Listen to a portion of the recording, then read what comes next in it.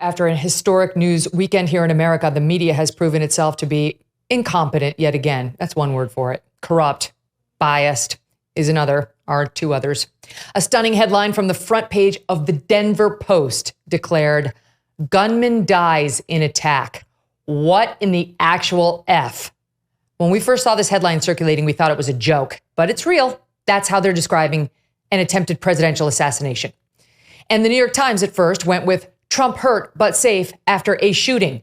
Like he was just, it was a drive-by, like he was on the south side of Chicago. No, there was no mention of an assassination attempt. Then there's Forbes for the W, who in a now deleted article asked readers Sunday, will surviving gunfire be Donald Trump's next appeal to black voters? It was from a DEI writer. That's their beat. Everything must be seen through the DEI perspective. Here to discuss it all and more, two of our favorites best known on this show as the EJs, Eliana Johnson, editor-in-chief of the Washington Free Beacon and co-host of the podcast Ink-Stained Wretches, with Emily Jashinsky as well. She's DC correspondent for Unheard. Ladies, welcome back to the show. Eliana, I know your time is short. The media, I pointed out the heroic behavior of, for example, the New York Times photographer who continued to press the shutter despite grave danger all around him and got us these iconic photos. But the print journalists who actually have to write copy, different story. It's amazing. I spent part of the weekend writing an editorial about this, trying to process this and thinking about the role of the press, which in past shootings, whether it was the 2021 shooting at a spa in Georgia, the media jumped to tell us this was symptomatic of right-wing anti-Asian hate, or Sarah Palin's use of a crosshairs imagery on a map that was attributed where they said when Congresswoman Gabrielle Giffords was shot that Palin was responsible for this.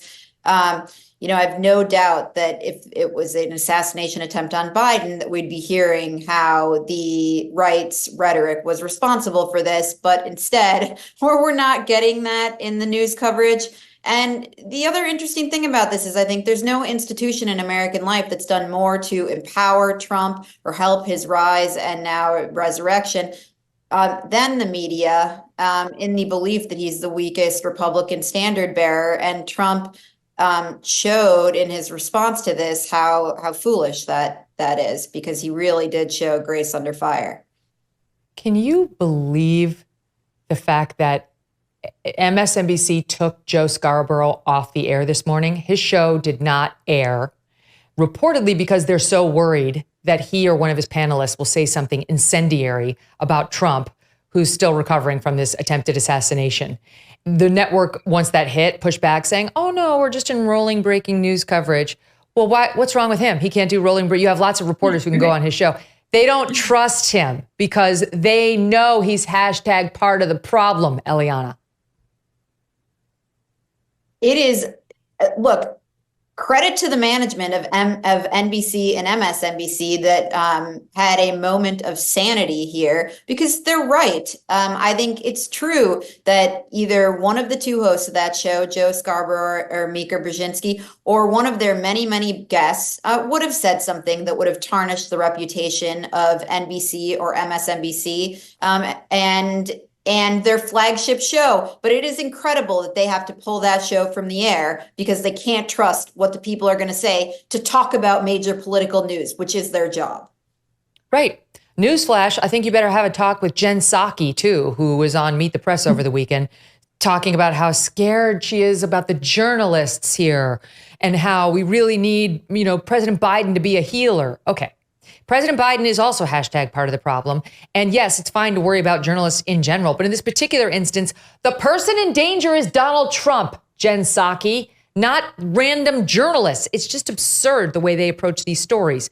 So, Eliana, as we go into this news cycle this week with the RNC and we have a more unified type candidate, that's the way Trump is thinking, do you think the media will respond accordingly by softening its coverage of him?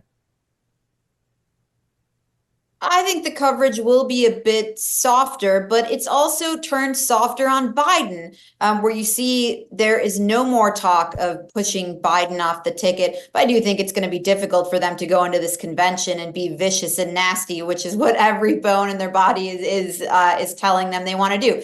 look, everything right now is coming up Trump. Do you ever think, how can I work this hard and still be in debt? The piles of overdue bills, the threatening phone calls, never having money to do anything. If you are trapped in debt, Done with Debt can be a way out. They have developed aggressive new strategies to end your debt permanently. Done with Debt stands between you and the harassing, annoying bill collectors. Who wants to deal with them? They tirelessly negotiate with your creditors to lower or even forgive what you may owe. And they do it all without bankruptcy or new loans. One client said one phone call saved us a fortune. I only wish we'd done this long ago. Done with Debt has unique strategies to get you out of debt faster and put more money in your pocket every month.